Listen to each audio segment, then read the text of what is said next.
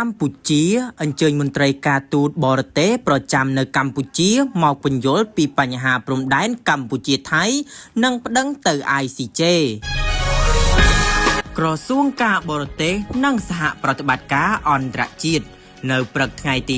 17ខែមិថុនានេះបានកោះអញ្ជើញឯកអគ្គរដ្ឋទូតឯកអគ្គរដ្ឋទូតនៃបណ្ដាអង្គទូតបរទេសប្រចាំកម្ពុជាចំនួន27ប្រទេស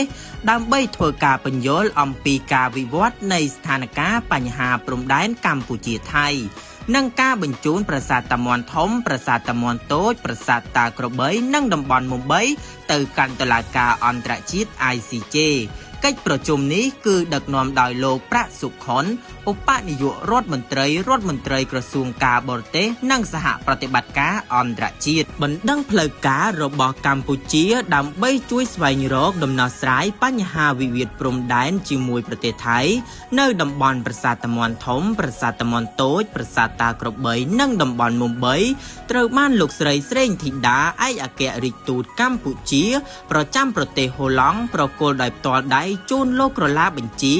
នៅតុលាការយុត្តិធម៌អន្តរជាតិ ICJ រួចរាល់ហើយកាលពីថ្ងៃទី16មិថុនា2025សម្ដេចធិបតីហ៊ុនម៉ាណែតនាយករដ្ឋមន្ត្រីបានគូបញ្ជាក់ថាកម្ពុជាមិនដកថយទេពាក់ព័ន្ធនឹងការស្នើសុំឲ្យតុលាការយុត្តិធម៌អន្តរជាតិ ICJ ជួយដោះស្រាយបញ្ហាព្រំដែនកម្ពុជាថៃនៅប្រាសាទតាមាន់ធំប្រាសាទតាមាន់តូចប្រាសាទតាក្របីនិងតំបន់មុំបីសម្រាប់សម្ដេចរាជរដ្ឋាភិបាលនិងបន្តកិច្ចការនេះប្រកបដោយការបដិញ្ញាចិត្តនិងការទទួលខុសត្រូវខ្ពស់ដើម្បីការពារបូរណភាពទឹកដីក៏ដូចជាឧត្តមប្រយោជន៍ជាតិនិងប្រជាជនខ្មែរជំហររបស់កម្ពុជាគឺកម្ពុជាត្រូវការតែយុត្តិធម៌ភាពត្រឹមត្រូវនិងការច្បាស់លាស់មួយក្នុងការកំណត់ខ្សែព្រំដែនជាមួយប្រទេសជិតខាងដើម្បីកុំឲ្យកូនចៅជំនាន់ក្រោយនៅបន្តមានបញ្ហាមិនចេះចប់ជាមួយគ្នា